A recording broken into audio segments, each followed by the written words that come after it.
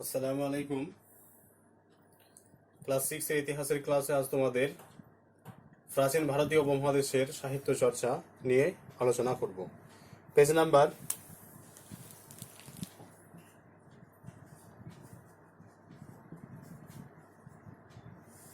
113। Page number 113, প্রাচীন ভারতীয় উপমহাদেশের সাহিত্য চর্চা। গত ক্লাসে আমরা আলোচনা করেছি 112 পাতা পর্যন্ত প্রাচীন ভারতীয় উপমহাদেশের সংস্কৃতি চর্চা, নানা দিক, শিক্ষা, সাহিত্য, বিজ্ঞান ও শিল্প। এই যে অধ্যায়, অষ্টম অধ্যায়ে, এই অধ্যায়ে আমরা জেনেছি, বিদ্যারম্ভ পর্যন্ত জেনেছি। আজ প্রাচীন ভারতীয় উপমহাদেশের সাহিত্য চর্চা সম্পর্কে জানব।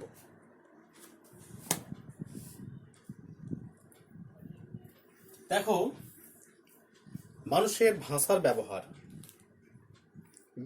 হয় কথা বলতে গিয়ে। তাহলে কথা বলতে গিয়ে মানুষ ভাষার ব্যবহার করে। আবার আমরা যখন কোনো কিছু লিখতে গিয়েও কিন্তু ভাষা ব্যবহৃত হয় বা ভাষা লাগে। তবে আমরা মুখে যে ভাষাটা বলি, সে মুখের ভাষা এবং লেখার ভাষা, দুটো ভাষার মধ্যে একটা পার্থক্য থাকে। আবার দেখবে, মুখের ভাষা একটা আঞ্চলিকতার একটা ভাব থাকে। এক এক অঞ্চলের এক এক রকমের ভাষা, এক এক অঞ্চলের ভাষা এক এক রকম, অর্থাৎ সেই ভাষার মধ্যে একটা আঞ্চলিকতা কাজ করে। সে ভাষার মধ্যে একটা আঞ্চলিকতা কাজ করে।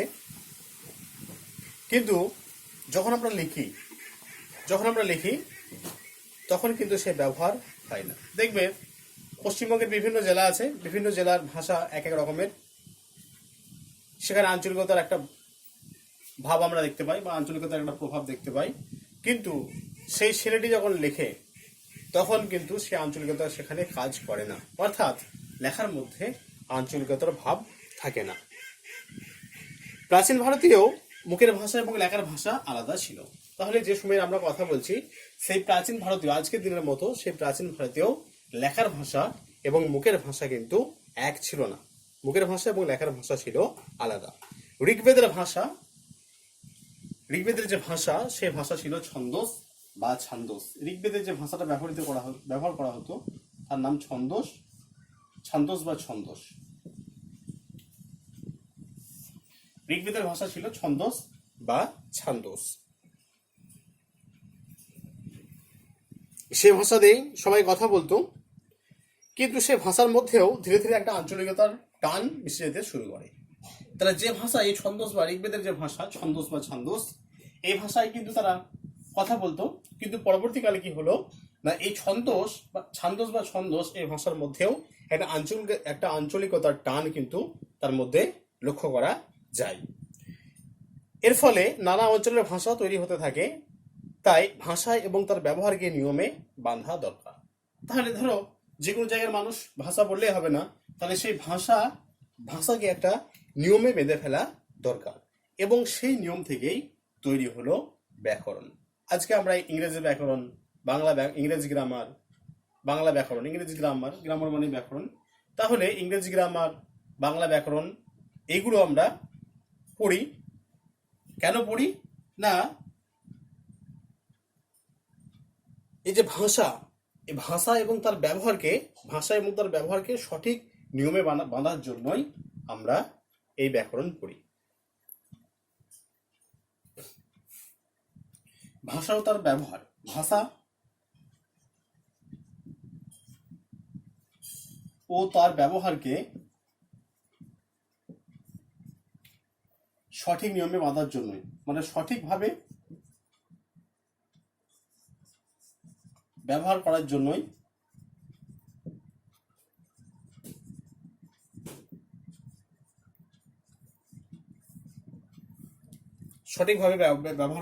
তৈরি হয়েছিল ব্যাকরণ। তাহলে ভাষা এবং তার ব্যবহারকে সঠিকভাবে ব্যবহার করার জন্য তৈরি হয়েছিল ব্যাকরণ।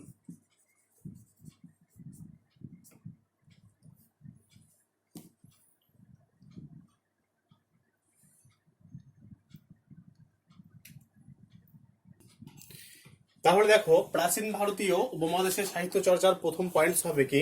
প্রথম পয়েন্টস হবে ব্যাকরণ।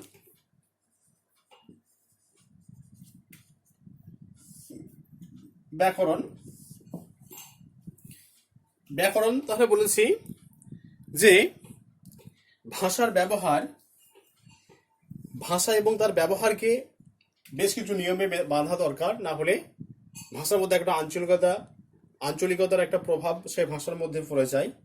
তাই ভাষাকে সঠিকভাবে নিয়মে বাঁধার জন্যই পাণিনি একটা ব্যাকরণ গ্রন্থ রচনা করেছিলেন, তার নাম হলো অষ্টাধ্যায়ী। এই অষ্টাধ্যায়ী গ্রন্থ রচনা করেছিলেন বিখ্যাত পণ্ডিত পাণিনি।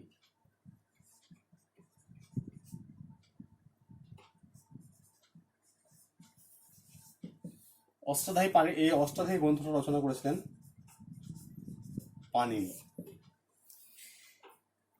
এবং তাহলে এইভাবে ব্যাকরণ লেখার ফলে ভাষার মধ্যে নানা রকমের নিয়ম তৈরি হলো, এবং তার ফলে ভাষার একটা সংস্কার সাধন হলো। এর ফলে সংস্কার হয়ে যে ভাষার আবির্ভাব ঘটলো বা সংস্কার হয়ে যে ভাষাটা তৈরি হলো তার নামই হলো সংস্কৃত। সংস্কার হয়ে যে ভাষার উদ্ভব হলো বা আবিষ্কার হলো সেই ভাষার নাম হলো কি? সংস্কৃত ভাষা। তাহলে পাণিনি যে অষ্টাধ্যায়ী গ্রন্থটা, সেই অষ্টাধ্যায়ী গ্রন্থটা কোন ভাষায় লেখা? পাণিনি অষ্টাধ্যায়ী গ্রন্থটা কিন্তু বাংলা নয়, ইংরেজি নয়, এটা সংস্কৃত ভাষায় লেখা।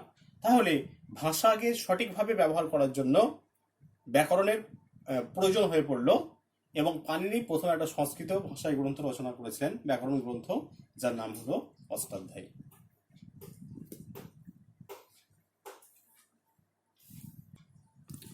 এরপর 2 নম্বর আছে প্রাকৃত পালি।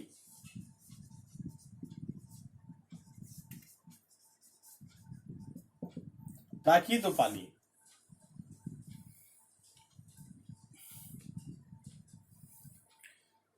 দেখো, বিভিন্ন অঞ্চলে একই ভাষা নানাভাবে উচ্চারণ হতে শুরু করে, এটাকে আঞ্চলিকতা বলে, একটু আগেই বলেছি। তাহলে বিভিন্ন অঞ্চলে একই ভাষা বিভিন্ন রকম ভাবে উচ্চারণ হতে শুরু হয়, সেই ভাষাগুলোকে বলা হয় প্রাকৃত ভাষা। ঠিক আছে, তাহলে প্রাকৃত ভাষা কোনগুলো? না, বিভিন্ন অঞ্চলে একই ভাষা বিভিন্ন অঞ্চলে নানাভাবে উচ্চারণ হতে শুরু করে। তাহলে বিভিন্ন অঞ্চলের মানুষ একই ভাষাকে নানা রকম ভাবে বলতে শুরু করে, তাকে বলা হয় প্রাকৃত ভাষা।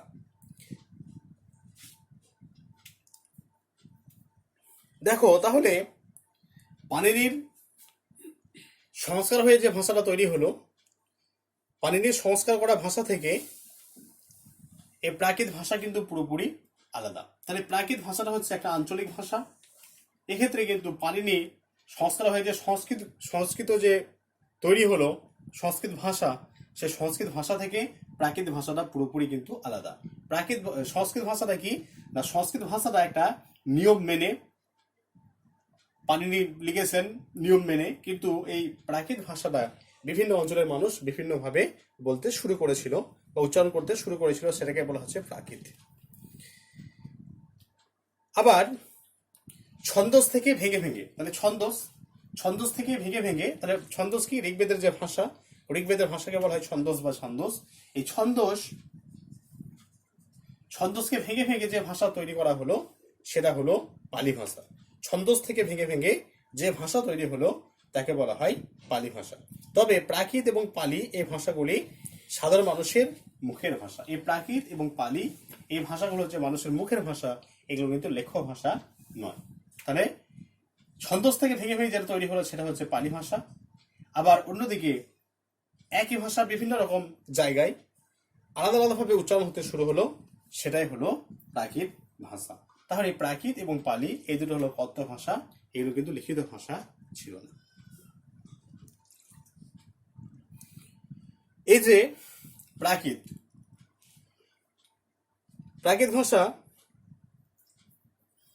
ভাষায় জৈনদের যে ধর্মগ্রন্থ, ধর্ম সাহিত্য, সেই ধর্ম সাহিত্যগুলো এই প্রাকৃত ভাষায় লেখা হয়েছিল।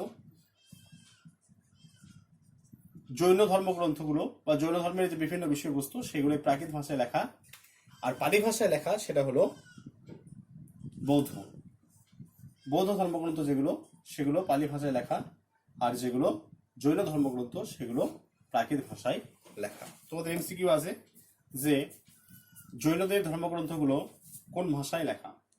তখন লিখতে হবে পালি ভাষায়, তখন লিখতে হবে প্রাকৃত ভাষায়। আর বৌদ্ধদের যদি বলে তখন লিখতে হবে পালি ভাষায়।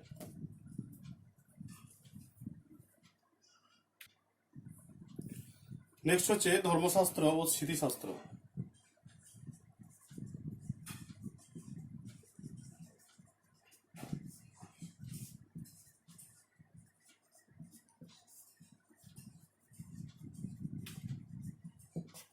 ধর্মশাস্ত্র ও স্মৃতিশাস্ত্র।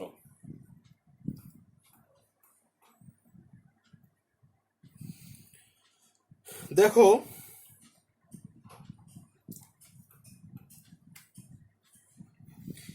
প্রাচীন ভারতে ব্রাহ্মণরা ধর্মগ্রন্থ রচনা করতে পারতেন, এতে ব্রাহ্মণদের শ্রেষ্ঠ বলে মনে করা হতো। দেখো, ব্রাহ্মণরা যে শুধুমাত্র গ্রন্থ রচনা করতে পারতেন বলে শ্রেষ্ঠ তা কিন্তু নয়। আমরা দেখেছি বৈদিক যুগ, সেই বৈদিক যুগের বিভাজনে আমরা দেখেছি যে সমাজের উচ্চস্তরে যারা অবস্থিত তারা হলেন ব্রাহ্মণ এবং তারাই হলেন সমাজে সর্বে সর্বা। তাহলে এ সমস্ত ব্রাহ্মণরা কি করতেন না, এ সমস্ত ব্রাহ্মণরা নিজেদের শ্রেষ্ঠ বলে মনে করতেন, এবং শ্রেষ্ঠ বলেই তারা শুধু মনে করতেন না, এরা বিভিন্ন রকমের স্মৃতিশাস্ত্র এরা রচনা করতেন। ব্রাহ্মণরা বিভিন্ন ধরনের স্মৃতিশাস্ত্র তারা রচনা করতেন। আবার এই স্মৃতিশাস্ত্রের পাশাপাশি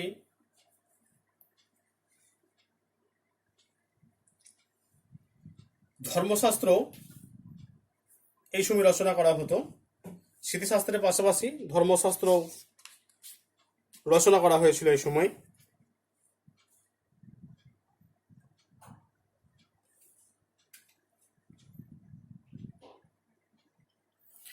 যে স্মৃতিশাস্ত্রগুলো রচনা করা হয়েছিল সেই স্মৃতিশাস্ত্রের বিষয়বস্তু সাধারণ মানুষের জীবন কাহিনী, সাধারণ মানুষের যে প্রাত্যহিক জীবন কাহিনী বা প্রাত্যহিক জীবন, সমাজের সর্বস্তরের মানুষের প্রাত্যহিক জীবন কাহিনী নিয়ে যে গ্রন্থগুলো রচনা করা হয়েছিল সেগুলি হলো স্মৃতিশাস্ত্র। এরপর আছে মহাকাব্য।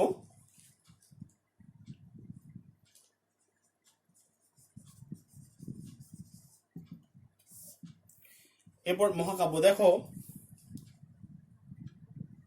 মহাকাব্য আমরা জানি যে ভারতবর্ষের দুটি মহাকাব্য আছে, রামায়ণ এবং মহাভারত। রামায়ণ আর মহাভারত।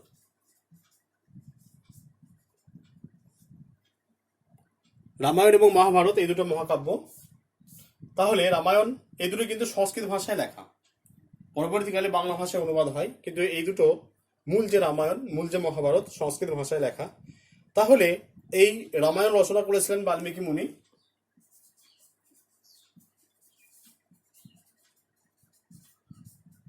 আর মহাভারত রচনা করেছিলেন ব্যাসদেব বা কৃষ্ণ দ্বৈপায়ন ব্যাস।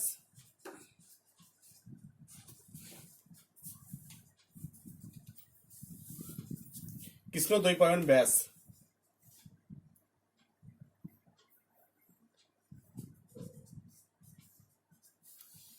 পরবর্তীকালে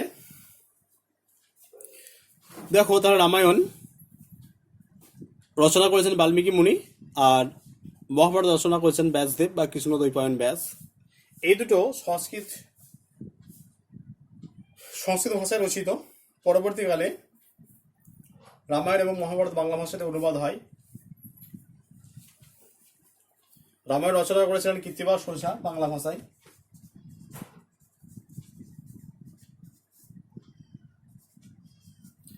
আর মহাভারত রচনা করেছেন কাশিরাম দাস। রামায়ণ কৃত্তিবাস ওঝা আর মহাভারত বাংলা ভাষায় রচনা করেছিলেন কাশিরাম দাস।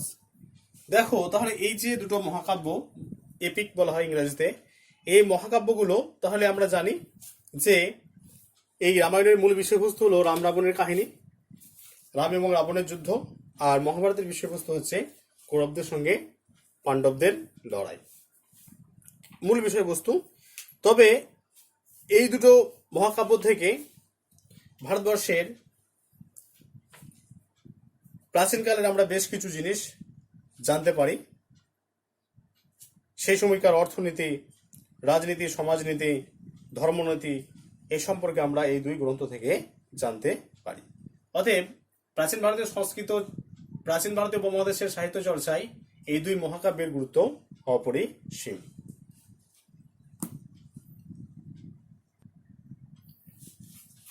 এরপর আছে অন্যান্য সাহিত্য।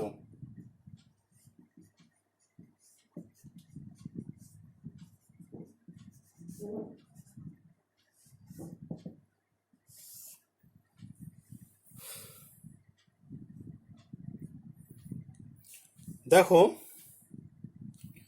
অন্যান্য সাহিত্যের মধ্যে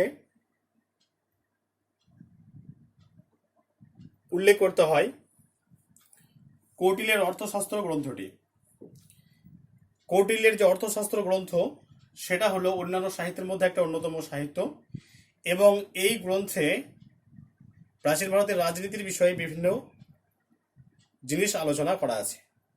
তোমাদের টিকা হিসেবে পড়ানো হয়েছিল এটা, যে অর্থনীতি নামটা শুনে মনে হয় যে এটা অর্থ নিয়ে লেখা, কিন্তু অর্থ নিয়ে লেখা নয়। এটা প্রাচীন ভারতের যে রাজনীতি, সেই রাজনীতি নিয়ে গ্রন্থটা রচনা করা হয়েছিল। এছাড়াও গণিত, জ্যোতির্বিদ্যা এই সমস্ত নিয়েও সেই সময় লেখালেখি শুরু হয়েছিল। এই সময় পতঞ্জলি মহাভাষ্য নামে একটা সংস্কৃত গ্রন্থ রচনা করেছিলেন। তাহলে পতঞ্জলি মহাভাষ্য,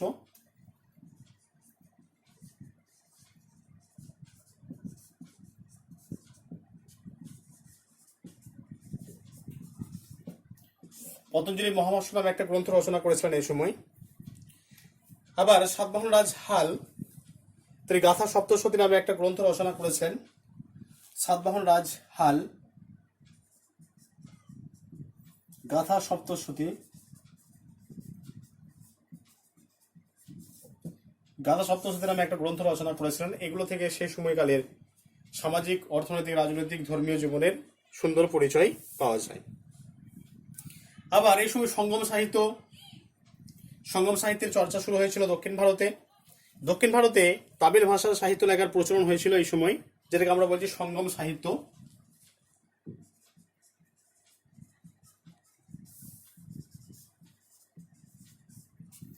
সঙ্গম সাহিত্য হয়েছিল দক্ষিণ ভারতের মাদুরাই অঞ্চলে। এই মাদুরাই নগরীতে 3টে সাহিত্য সম্মেলন হয়েছিল। এই সম্মেলনগুলিকে বলা হয় সঙ্গম, এবং এই সম্মেলনে যে সাহিত্য তৈরি হয়েছিল, সাহিত্য রচিত হয়েছিল, সেগুলিকে বলা হয় সঙ্গম সাহিত্য।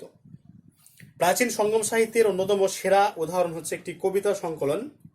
সেই কবিতাগুলিতে মানুষের প্রাত্যহিক জীবনের কাহিনীগুলো লিপিবদ্ধ করা হয়। কৃষকের জীবন, গ্রামের ছবি, নগরের নানা কথা, কবিতা, এই সমস্ত সাহিত্যে পাওয়া যায়। তামিল ভাষার ব্যাকরণ চর্চা এই সময় শুরু হয়েছিল। আবার দেখো, এই সময় চিকিৎসাবিদ্যার অভূতপূর্ব উন্নতি পরিলক্ষিত হয়। এই সময় চিকিৎসা বিষয়ক যে গ্রন্থ বা চিকিৎসা বিষয়ক গ্রন্থ,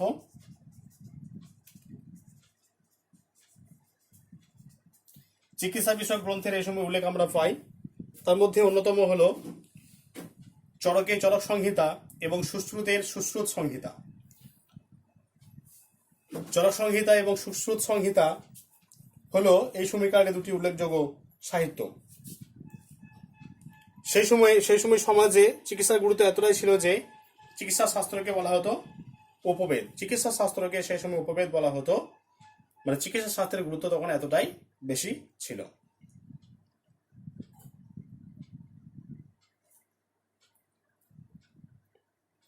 তাহলে চিকিৎসা শাস্ত্র বিষয়ক দুটি গ্রন্থ বলেছি, একটা চরকের চরক সংহিতা, চরক সংহিতা, আর সুশ্রুতের সুশ্রুত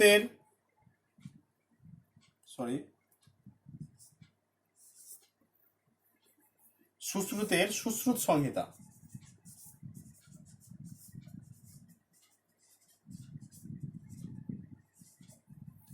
চরকের চরক সংহিতা এবং সুশ্রুতের সুশ্রুত সংহিতা, এই দুটো চিকিৎসা বিষয়ক দুটি উল্লেখযোগ্য গ্রন্থ।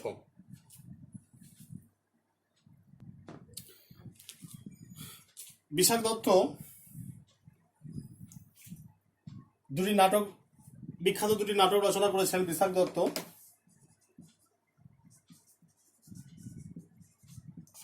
একটা হচ্ছে দেবী চন্দ্রগুপ্তম, মুদ্রা রাক্ষস, মুদ্রা রাক্ষস আর দেবী চন্দ্রগুপ্তম।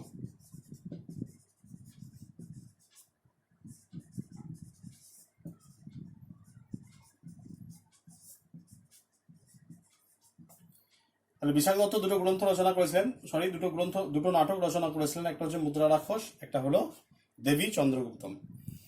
দেখো, মুদ্রা রাক্ষসের বিষয়বস্তু হলো নন্দ রাজা ধননন্দকে হারিয়ে চন্দ্রগুপ্ত মৌর্যের সিংহাসন দখল। তাহলে এটা মুদ্রা রাক্ষসের বিষয়বস্তু। মুদ্রা রাক্ষসের বিষয়বস্তু কি না, অত্যাচারী শাসক ধননন্দকে পরাজিত করে চন্দ্রগুপ্ত মৌর্যের যে সিংহাসন লাভ, সেই সিংহাসন লাভের বিষয়বস্তুর উপর যে নাটকটা তিনি লিখেছেন সেটা হলো মুদ্রা রাক্ষস। আরেকটা হলো গুপ্ত বংশের রাজা রামগুপ্ত এবং চন্দ্রগুপ্তের সঙ্গে শক রাজার যুদ্ধ, সেই যুদ্ধকে নিয়ে যে নাটকটা তিনি লিখেছিলেন সেটি হলো দেবী চন্দ্রগুপ্তম। তাহলে তোমাদের অনেক সময় পরে বিশাখ দত্ত রচিত দুটি নাটকের নাম এবং তাদের বিষয়বস্তু আলোচনা করো, তখন বলতে হবে যে বিশাখ দত্ত রচিত দুটি নাটকের নাম হলো মুদ্রা রাক্ষস এবং দেবী চন্দ্রগুপ্তম। মুদ্রা রাক্ষসের বিষয়বস্তু হলো শেষ নন্দ রাজা ধননন্দকে পরাজিত করে চন্দ্রগুপ্ত মৌর্যের সিংহাসন দখল। আর অন্যদিকে গুপ্ত বংশের রাজা রামগুপ্ত ও চন্দ্রগুপ্তের সঙ্গে শক রাজার যুদ্ধের বিষয়বস্তুকে নিয়ে যেটা রচনা করা হয়েছিল সেটা হলো দেবী চন্দ্রগুপ্তমের বিষয়বস্তু। আবার গুপ্ত যুগের সংস্কৃত ভাষায় গদ্য লেখার প্রচলন দেখা যায়। সেই গদ্যগুলির মধ্যে অন্যতম হলো দণ্ডির দশকুমার চরিত। দণ্ডির দশকুমার চরিত হলো তার মধ্যে অন্যতম। দণ্ডী দশকুমার চরিত বা দশকুমার চরিত গ্রন্থটা ছিল অন্যতম একটি বিখ্যাত গ্রন্থ। এছাড়াও এই সময় অমর সিংহ রচনা করেন অমরকোষ। অমর সিংহের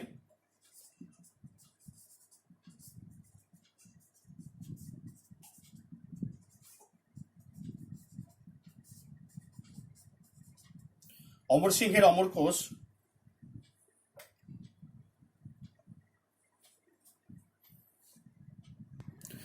সেই সময় দেখো, সেই সময় সম্রাটরাও লেখালেখি চর্চা করতেন। তাদের মধ্যে অন্যতম ছিলেন হর্ষবর্ধন। তিনি নিজে 3টি নাটক লিখেছিলেন, বিখ্যাত নাটক। সেগুলি হলো, তাহলে হর্ষবর্ধন নিজেও 3টি নাটক লিখেছিলেন। হর্ষবর্ধন রত্নাবলী, নাগানন্দ আর প্রিয়দর্শিকা।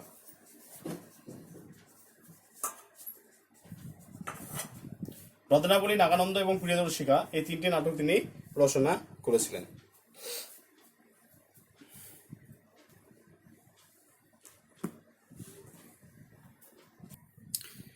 তামিল সাহিত্য, এরপর আছে তামিল সাহিত্য।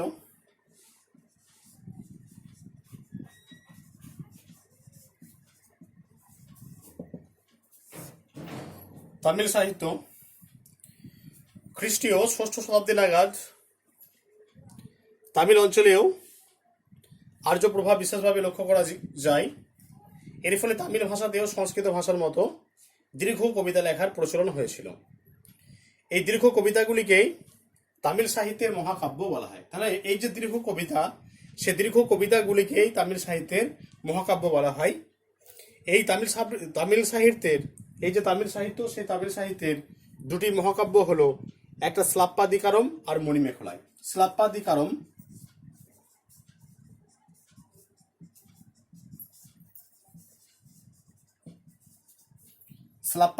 আর একটা হচ্ছে মণিমেখলায়।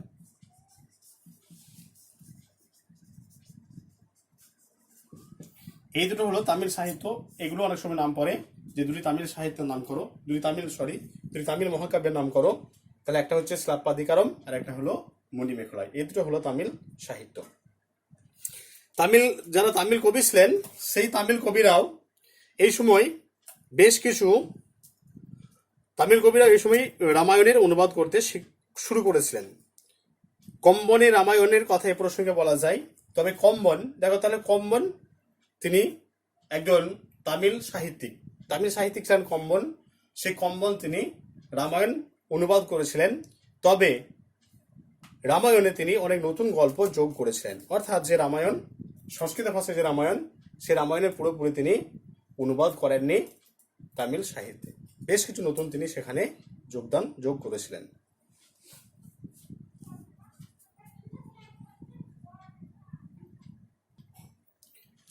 এরপর আছে কালিদাস। দেখো, কালিদাস ছিলেন সংস্কৃত সাহিত্যে একজন বিশিষ্ট কবি এবং নাট্যকার ছিলেন সংস্কৃত সাহিত্যের কালিদাস। তিনি যে সমস্ত নাটকগুলি লিখেছিলেন তার মধ্যে উল্লেখযোগ্য ছিল অভিজ্ঞান ও শকুন্তলম ছাড়াও তিনি রচনা করেছিলেন মালবিকাগ্নি মিত্রম, বিক্রম ওবর্ষিয়ম, এইগুলো তিনি রচনা করেছিলেন। আর কাব্যগ্রন্থগুলো হলো মেঘদূত, কুমার সম্ভবম, রঘুবংশম, ঋতুহার, ঋতুসংহার, এই সমস্ত তিনি কাব্যগ্রন্থগুলো রচনা করেছিলেন। তাহলে মহাকবি কালিদাসের সংস্কৃত সাহিত্যের এগুলি সম্পদ নামে পরিচিত। সংস্কৃত সাহিত্যের এগুলো ছিল মহা সম্পদ। তোমরা পঞ্চতন্ত্রের নাম, বিষ্ণু শর্মার নাম জানো। বিষ্ণু শর্মা যিনি পঞ্চতন্ত্রের রচয়িতা, বিষ্ণু শর্মার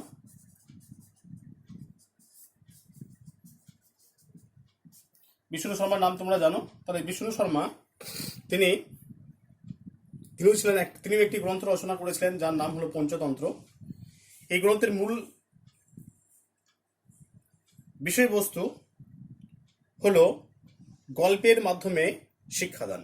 তাহলে গল্পের মাধ্যমে শিক্ষাদান মূল বিষয়বস্তু। তবে গল্পের চরিত্রগুলো ছিল মানুষ নয়।